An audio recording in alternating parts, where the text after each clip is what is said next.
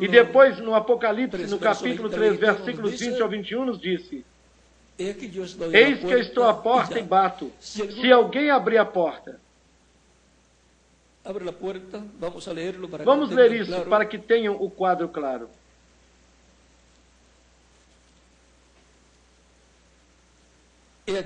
Eis que estou à porta e bato.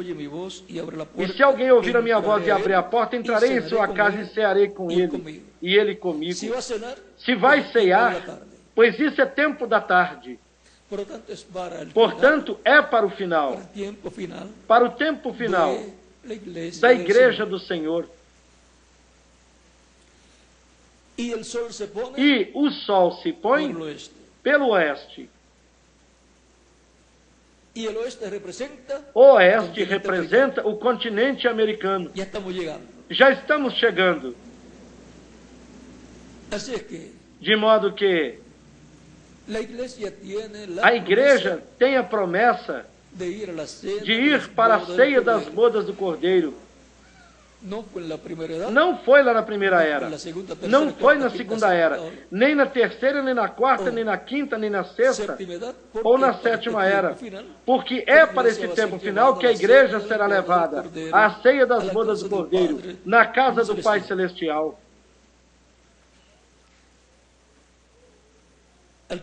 Ao que vencer. Isto é uma ceia de boda. A ceia das bodas do Cordeiro.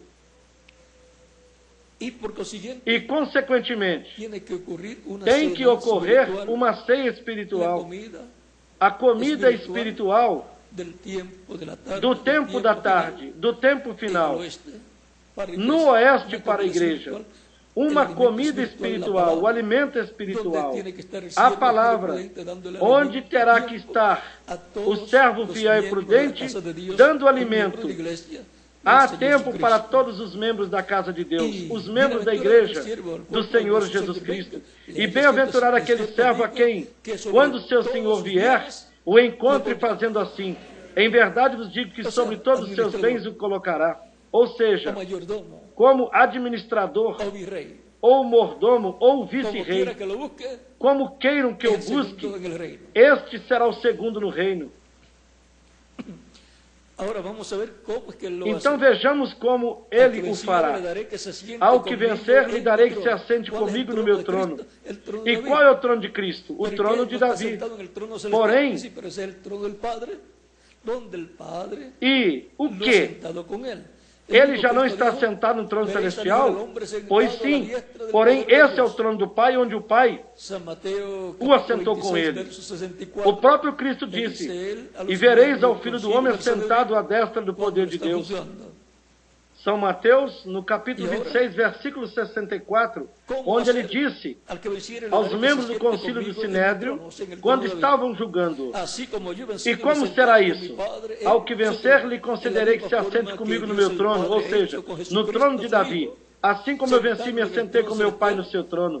Da mesma forma que Deus, o Pai, fez com Jesus Cristo, seu Filho, assentando-o no trono celestial, logo ao obter a vitória, e já glorificado, assim foi assentado no trono celestial. E por isso, depois ele disse no capítulo 28 de São Mateus, versículos 16 ao 20, todo poder me é dado no céu e na terra, porque desde o trono celestial está o governo dos céus e da terra. Porque quem está no trono é esse quem governa, esse é o rei, é quem tem o poder.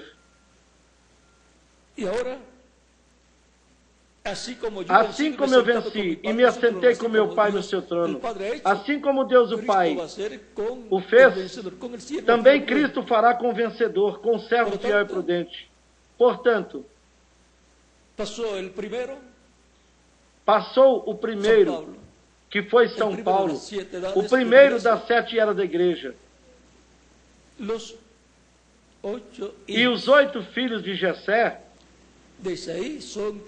são tipos e figuras desses mensageiros que Cristo teria na sua igreja. Na sua igreja, entre os gentios. São Paulo, Irineu, Martim, Colombo, Lutero, Wesley e o reverendo William Branham. E o último, que estará no campo cuidando das ovelhas.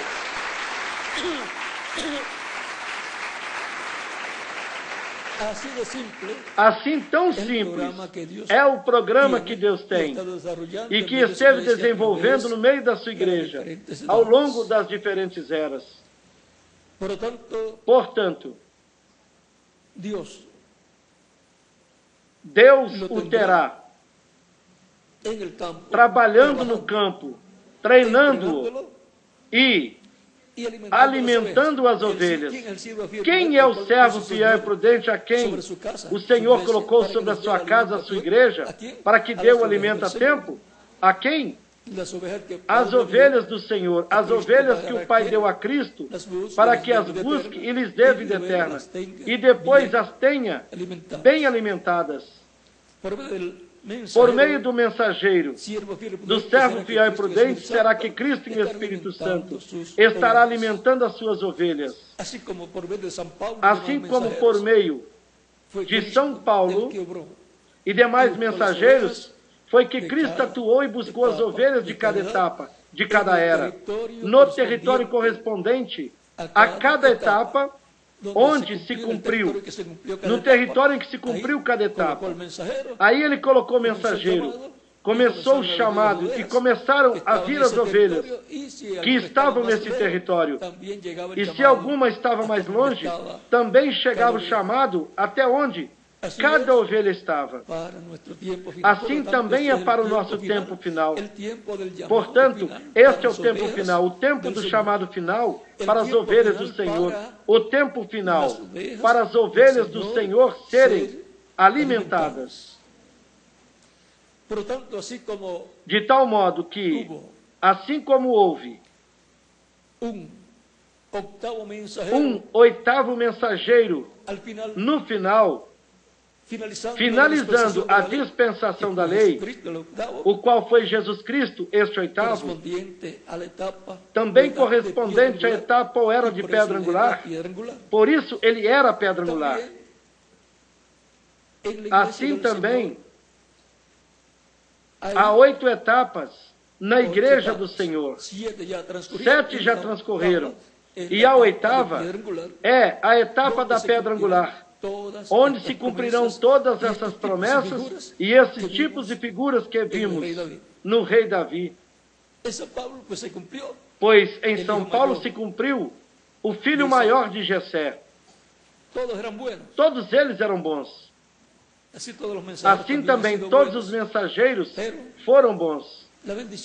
Porém sempre a bênção vem no final. É melhor o final do negócio do que o seu princípio. Portanto, para o tempo final, para o grupo do último dia, ou grupo de ovelhas do último dia, será a grande bênção da parte de Deus. E essas ovelhas, elas entenderão. Ninguém as obrigará a entender. Elas entenderão na medida em que vão ouvindo a palavra de Deus, onde o programa divino lhes será aberto, e os entendidos entenderão. Terão percepção profética para que compreendam os eventos proféticos que estarão se cumprindo neste tempo final. E todos nós somos parte desses eventos proféticos. Assim, por decreto divino, assim Deus, como deu a vitória para o seu ungido de cada tempo, dará a vitória ao ungido e ao seu grupo do último dia. E isso será por decreto divino, pois o próprio Cristo disse: ao que vencer lhe darei que se assente comigo no meu trono, assim como eu venci e me assentei com meu Pai no seu trono. E isso não é um decreto? E quem o disse a Cristo? Ele se reuniu com muitas pessoas para ver quem Cristo poria no seu trono com ele? Não. Assim como o Pai não se reuniu com os anjos para lhes perguntar: a quem poremos no meu trono celestial? A quem assentarei comigo no meu trono celestial? Deus não se reuniu com os anjos para perguntar a quem. Deus decretou quem seria o que se assentaria com ele no seu trono. Embora o inimigo de Deus queria se assentar, porém não estava decretado que ele fosse o que se assentaria com o Pai no trono celestial. Seria um reino malíssimo, porque todo o reino do maligno seria o sistema que teria o reino de Deus. Mas Deus decretou que seria Cristo e o seu reino quem estaria governando desde o trono celestial. Lembrem-se de que há uma luta. Sempre podemos ver que houve luta. Vocês viram a luta que houve entre Saul e Davi. Também a luta que houve quando Davi já tinha pouco tempo de vida na terra. E dois dos seus filhos, dois ou três dos seus filhos trataram de ocupar o trono. Adonias foi um. Certo, Miguel? Adonias e Absalão, o qual pensou até em matar o seu pai. Assim, por decreto divino, Salomão seria a pessoa que se assentaria no trono, porque Deus disse para Davi quem seria.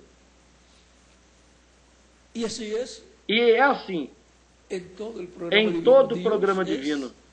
É Deus quem faz as decisões e as fez desde antes da fundação do mundo.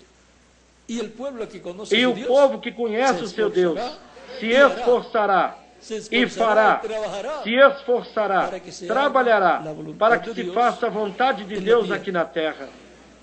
Sabemos que uma grande bênção virá para o cristianismo, para a igreja do Senhor Jesus Cristo. Porém, não somente sabemos isso, sabemos que já a bênção para a primeira era caiu na Ásia Menor, para a segunda, para a terceira, quarta e quinta e sexta, a bênção caiu na Europa. Para a sétima era caiu na América do Norte. E você agora busque para ver onde terá que cair a bênção para a era da pedra angular, para a oitava era. E o 8 representa a eternidade. E terá que ser no oeste, no continente americano, que consta de América do Norte e da América Latina. Assim, é grande a bênção que nos correspondeu. E as cordas nos caíram em lugares deleitosos. E é grande a herança que nos correspondeu. Nós estamos vivendo no tempo mais glorioso de todos os tempos, onde, por decreto divino, a bênção corresponde ao grupo de escolhidos do último dia, no território, e daí se estenderá essa bênção para outros territórios. Portanto, o grupo de escolhidos do último dia estará trabalhando em tudo aquilo que Deus disse que fará neste tempo final, em tudo que corresponde ao tempo final. E para quê? Para serem instrumentos de Cristo. Cristo nos utilize em tudo o que Ele prometeu fazer. O faça através dos crentes em Cristo,